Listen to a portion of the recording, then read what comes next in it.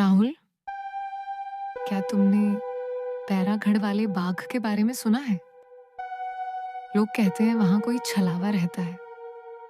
नेहा, तुम्हारी ये हॉरर वाली बातें बंद करो। भूत वूत कुछ नहीं होता, लेकिन लोग कहते हैं कि वहां रात में अजीब आवाजें आती हैं और वो जो देखा जाता है वो असली नहीं होता। मत जाना उस बाग में बच्चों। वहां वो आता है जो इंसान का चेहरा लेकर आत्मा खा जाता है। रात को तीनों दोस्त चुपके से बाग की ओर निकलते हैं। ये जगह इतनी डरावनी क्यों लग रही है? कोई आवाज भी नहीं आ रही। ये सिर्फ तुम्हारा भ्रम है। डर तुम्हारे दिमाग में है। लड़की काफी डर गई। मैंने पीछे कुछ देखा, कोई काली परछाई थी। नेहा, चलो वापस चलते हैं। एक रहस्यमयी हवा चलती है। एक साया पेड़ के पीछे छुपता है। दादी की गूंजती आवाज नेहा को सुनाई देती है। छलावा, जो उसे देखेगा वो खुद को भूल जाएगा। नेहा, मेरी टॉर्च नीचे गिर गई। मैं थोड़ी देर में आता हूं। राहुल कुएं के पास जाता है और अचानक गायब हो जाता है। राहुल, कहाँ हो तुम? जवाब दो। नेहा, यहां मत आओ। मैं नहीं हूं।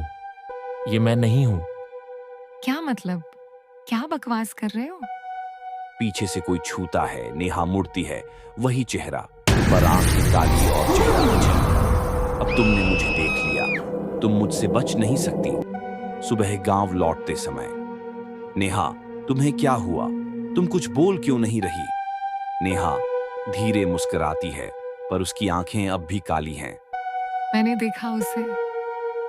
अब मैं वो नहीं रही जो पहले थी। अब वो इंसानों के बीच खुल गया है। छलावा अब हर चेहरे में छिपा है। तुमने सुना? नेहा, राहुल और आशीष रात को बाग में गए थे। हाँ, और अब राहुल कहीं नहीं दिख रहा और नेहा अजीब सी हो गई है। नेहा का व्यवहार बदलता है। नेहा, क्या तुम्हें कुछ याद है? उस रात क्या हुआ था बाग में? तुम सच जानना चाहते हो आशीष? हाँ, मैं जानना चाहता हूँ। तो सुनो, राहुल अब इस दुनिया में नहीं है और तुम अगले हो। नेहा की आंखें फिर से काली हो जाती हैं और आशीष डर के मारे पीछे हट जाता है। आशीष भागते हुए दादी के पास आता है। दादी, नेहा अब वैसी नहीं रही। वो कुछ और बन गई है। उसकी आंखें, उसकी आवाज, सब बदल गया है। मैंने कहा था ना, जो उसे देख लेता है वो उसका हो जाता है। छलावा अब नेहा के अंदर समा गया है। तो अब क्या करे? राहुल कहाँ है और नेहा को कैसे बचाए? एक ही तरीका है। बाग के बीचों बीच वो पेड़ जहां से छलावा आया था, वहां उसकी राख दबाई गई थी। उसे जलाना होगा, लेकिन ध्यान रखना, वहां सिर्फ इंसान जा सकता है जिस पर छलावा का असर न हो। आशीष अकेला बाग की ओर बढ़ता है, हाथ में लाल धागा और नींबू मिर्च। मुझे डर लग रहा है, पर अगर मैंने कुछ नहीं किया तो नेहा हमेशा के लिए वो बन जाएगी। पेड़ के पास पहुंचते ही नेहा वहां आ जाती है। अब पूरी तरह छलावा बन चुकी है। क्यों आए हो फिर से? अब तुम भी मुझसे बंध चुके हो। नहीं, मैं तुम्हें जलाकर मुक्त करूंगा। आशीष पेड़ पर राख डालता है, दीपक जलाता है, मंत्र पढ़ता है। जोरदार हवा चलती है।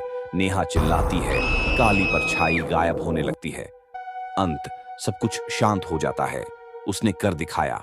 एक डरपोक लड़के ने वो कर दिखाया जो कोई नहीं कर सका। नेहा अस्पताल में होश में आती है। राहुल, कहाँ हो तुम? वो नहीं है नेहा, लेकिन तुम वापस आ गई हो। दादी मन में सोचती है।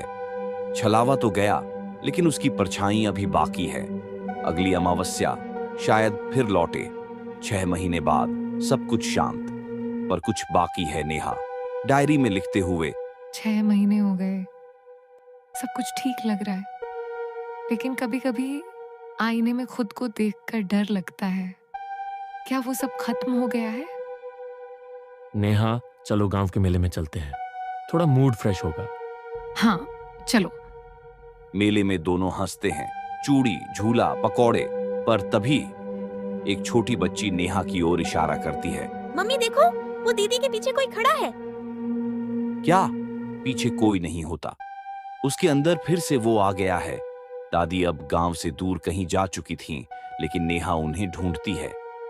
दादी, मुझे फिर से वो सपना आता है और अब बच्चे भी मुझे देख डर जाते हैं। क्या ये फिर लौट आया है? जिस आत्मा को आधा ही जलाया गया हो, वो पूरी तरह कभी नहीं जाती। तुमने उसकी राख जलाई थी, पर उसकी आत्मा अब भी जिंदा है। अब क्या करूं? अब तुम्हें खुद उसके अतीत में जाना होगा, जहां वो इंसान था, और समझना होगा कि वो छलावा क्यों बना। जब तक उसे मुक्ति नहीं दोगी, वो लौटता रहेगा। नेहा, आशीष और दादी मिलकर गांव के पुराने मंदिर में एक गुप्त तहखाना खोलते हैं।